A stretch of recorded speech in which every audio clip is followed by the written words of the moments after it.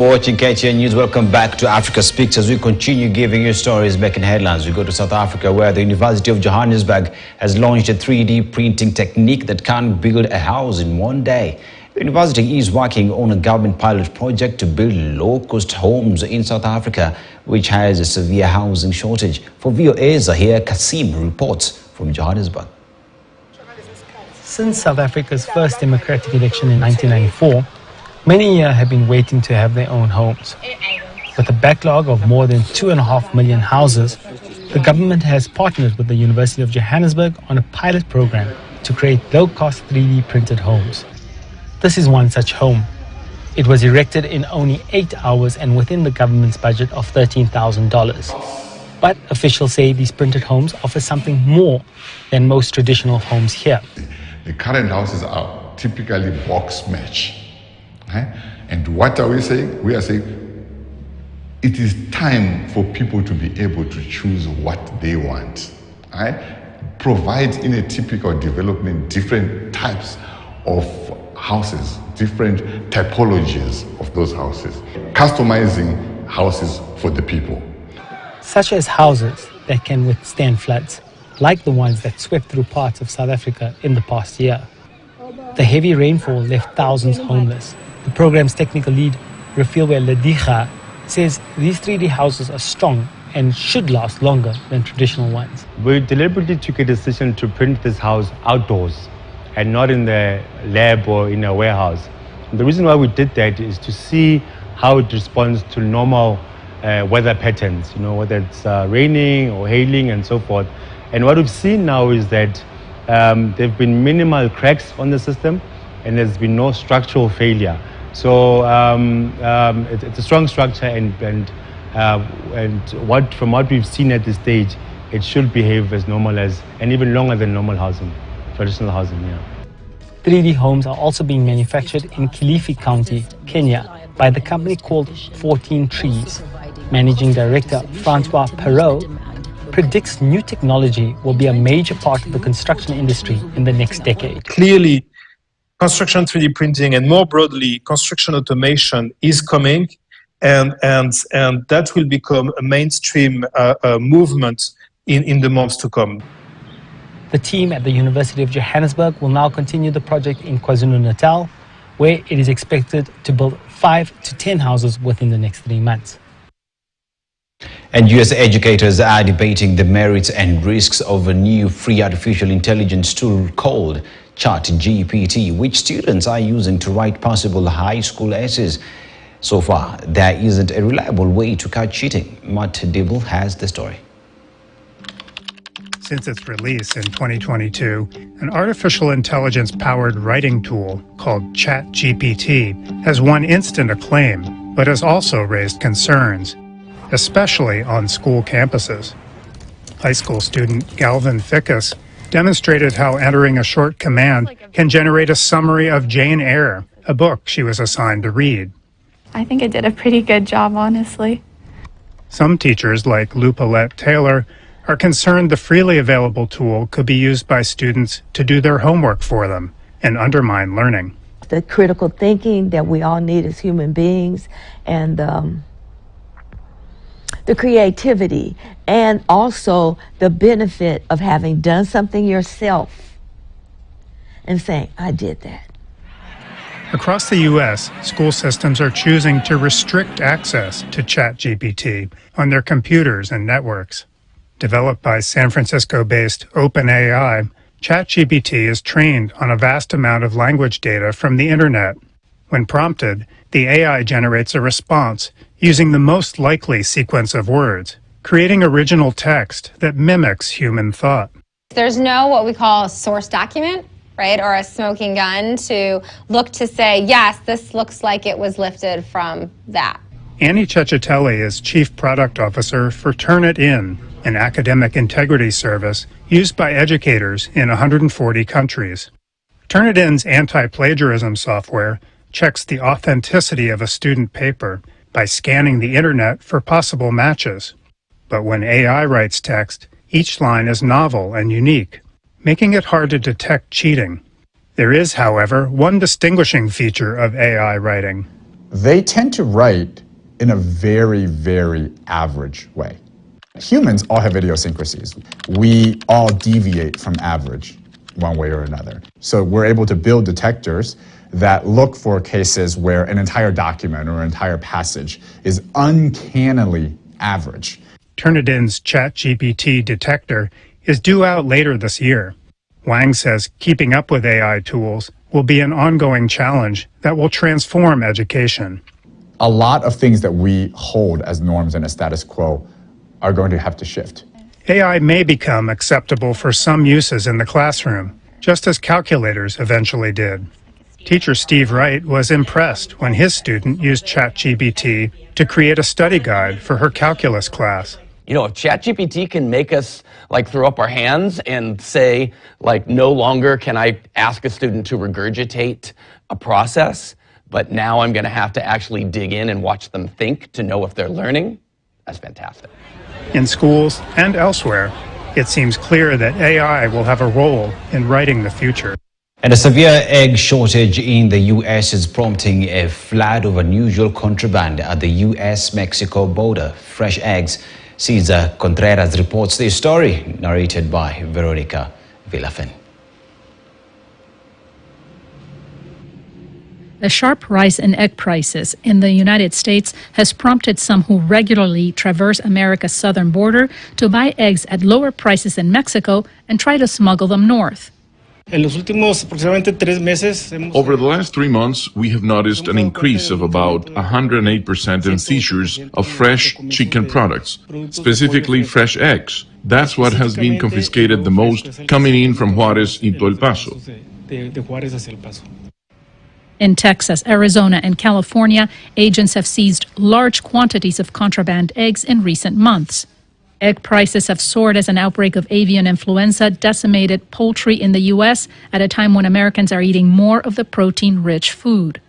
But buying cheaper eggs in Mexico and smuggling them across the border can be costly. Those who are caught face steep fines. If you're going to bring them in and don't declare it, 1, they'll be confiscated, and 2, you'll get a $300 fine for the first offense. A second offense can land you a $1,000 fine. U.S.-based consumers like Julio Rangel understand the pain of high food prices, but he says people should follow the rules. The fine makes sense, because we can bring parasites or other diseases from the eggs brought from Mexico. We have to deal with it and adapt like when gas prices went up.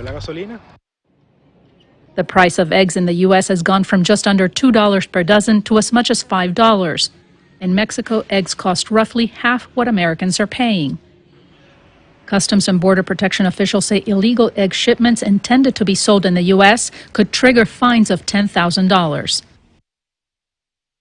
In France's northern coast, 2 rock slides less than a month apart have alarmed locals. The erosion is a natural phenomenon, but the rise in sea levels projected in the coming decades due to climate change could accelerate it, putting houses built too close to the coast under threat. According to scientists, if the emissions are not cut, by the end of the century, sea levels could rise by 1 meter, bringing on devastating consequences for coastal areas. Oh, un éboulement! On sort, on va être enfermé avec la poussière. Je suis rentrée dans le trou pour essayer de prendre des photos. Vu que la lumière était splendide, j'ai regardé une dernière fois la falaise et c'est là que je l'ai vu commencer à tomber. Souvent, on nous dit vous approchez pas et tout, mais on a toujours envie de défier la falaise et de s'approcher. Mais là, quand on voit ça de nos propres yeux, on se dit j'ai failli y passer quoi. Donc ça fait réfléchir. In France's northern coast, cliffs are collapsing. 2 rock sides, less than a month apart in the winter of 2021, have put the local population on guard. It's a natural phenomenon, but watching the cliffs recede year on year is worrying to many. Cette érosion des falaises est liée à des effets combinés, c'est-à-dire l'attaque de la mer au pied des falaises, mais aussi des précipitations pluvieuses, l'alternance gel-dégel ou même la gravité qui attire l'effondrement. Donc ce sont tous ces facteurs qui se combinent. À l'avenir, il y aura un impact du changement climatique, notamment au travers de l'élévation du niveau des mers, qui est un facteur, je dirais, d'érosion important au pied des falaises. Si ce niveau marin de la mer est beaucoup plus haut, le temps d'action et l'efficacité de l'action de la mer au pied des falaises sera plus important et donc entraînerait normalement une augmentation du recul des falaises. Certains auteurs parlent d'un doublement des vitesses actuelles pour 2100. 150 kilometers up the coast, cliffs are receding by an average of 40 to 50 centimeters per year. This is what is known as shoreline retreat. Around 10 houses, the most exposed, have already been demolished, while others are now only a few dozen meters away from the cliff's edge. Il y avait une grosse maison là, ici en bas, là, où est-ce qu'il y a le sapin, là. Elle cachait un bout de la falaise, mais là, la plage est dégagée, tout est parti, donc on a vraiment personne en face, quoi, à part les goélands. Les géologues qui sont venus nous expliquer ça en ville, là, entre 50 et 100 ans, notre zone, on est classé en jaune, quoi, disons, vous voyez. Alors, ça peut aller plus vite, ça peut aller moins vite, enfin là, on n'est pas devant. Hein. Mais vous n'êtes pas inquiet? Pas du tout. À 77 ans, on risque plus grand-chose. Michel Côté lives just a few meters from Shevington Street, a road which was permanently closed in 2013 after it became too dangerous. Et là, il y a une marche verticale, là au bout de mon doigt, là-bas, de 70 mètres de haut. In January 2021, after a massive cliff collapse, this house was condemned. Le risque est trop présent, donc on a exproprié la personne qui sera indemnisée par le fonds Barnier, pour parler finance. Et la maison sera abattue. Donc toute cette zone-là, bien sûr, sera renaturalisée et inconstructible. By 2100, erosion could put at least 50,000 homes in France at risk. In addition to the cliffs receding, the rise in sea levels is eating away at the coastline little by little, particularly in areas below sea level. This farmer has seen his land disappear before his eyes. A protective dune has degraded and now 1 hectare of the farm he inherited from his parents has disappeared into the sea, while 3 other hectares are now prone to flooding. Là, avant, il y avait du pâturage pour les moutons, et la parcelle où on est, c'était des parcelles de repli quand il y avait les grandes marées, quoi. On mettait les moutons ici, à l'abri, quoi. Sauf que maintenant, la mer, la rivière est arrivée un peu plus près, ça a mangé la dune, ça a mangé un peu tout, et maintenant la mer rentre dans le champ, dans ce champ-là, quoi. Donc la mer est à 250 mètres de la ferme. The farmer is waiting to be relocated by a public program. But the price offered for his land is too low to carry on his work elsewhere. So for the time being, he will stay put. On peut peut-être finir notre carrière ici tranquillement après, voilà, après avec le risque que ça peut très bien aussi dans 5 ans, la mer peut être là aussi. If emissions are not cut, by the end of the century, sea levels could be up to 1 meter higher. This would increase the risk for coastal areas in the event of storms. Regarde le résultat avec tes lunettes. In the city of KTN, Stéphane Costa and a local team are using virtual reality to show what the future could look like. Donc voilà ce qui risque de se passer en 2100 avec la tempête de février 1990. Donc des volumes d'eau qui arrivent très violemment dans la rue d'Étretat et vous voyez que les hauteurs d'eau peuvent atteindre 80 cm à 1 mètre dans la rue et surtout des vitesses d'écoulement qui peuvent dépasser 2 mètres secondes. Là, personne ne peut tenir dans cette rue et peut-être même que des voitures pourraient être emportées. On est un laboratoire de recherche, on n'est pas dans les effets spéciaux. Et ce que l'on présente, c'est ce qui va arriver. This video takes place in the small coastal town of Étretat. But this scenario could well be the reality for all cities below sea level in France and around the world. Le futur proche va être très dur. Est-ce qu'il faut attendre des dégâts, voire des morts, ou faut-il anticiper? Il vaudra mieux anticiper. This town has already started to introduce measures. After severe flooding, this campsite in Quiberbil, just 50 meters from the shore, will now be relocated 700 meters inland. The new campsite is scheduled to open in 2023, but some regulars with modest incomes are dreading the move. toute l'année pour se payer un petit truc, et puis en arrivant là, bah, on va tout perdre. C'est ça qui est embêtant. Ça. Puis, moi, c'est vrai que j'ai du mal à... Though campers will no longer have a view of the beach, they will be protected from flooding.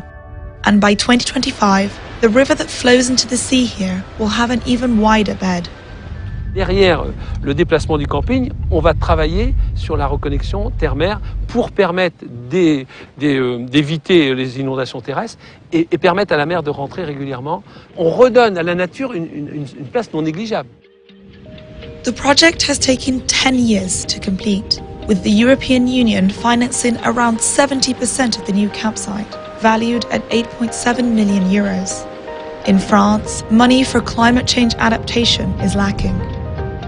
On ne pourra pas envisager collectivement de financer des digues et des pompes sur tout le littoral français dans les zones basses. C'est illusoire. Autant travailler dès à présent sur des stratégies d'adaptation, de renaturation et de ce qu'on appelle désormais de solutions fondées sur la nature. The French coastline bears the scars of many unsuccessful attempts to combat the encroaching sea. And time is running out. And finally, thousands of Army cadets, university students and a handful of volunteers perform a Muay Thai crew supplication and set a new Guinness World Record as the sunset in seaside resort Hua Hin. The gathering, part of the International Muay Thai Festival currently taking place just outside the holiday town, has broken the previous record of 250 by having 3,660 participants simultaneously performing the traditional pre-match dance of the respect for their coach. Take a look at our images of the day.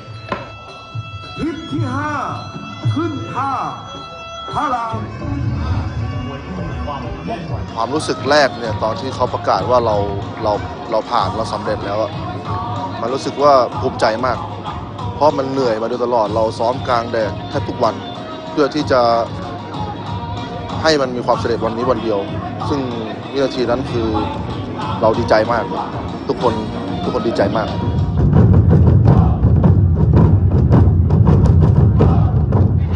เสน่ห์ของการไหว้ครูคิดว่าน่าจะเป็นในเรื่องของท่วงท่าลีลาของการรำมวยอะค่ะรู้สึกว่ามันเป็นเอกลักษณ์คือมองก็รู้เลยว่าเป็นเอกลักษณ์ของคนไทยจริงๆ And that story about Muay Thai is what brings Africa Speaks to a close. My name is Dennis Asset. Many thanks for watching.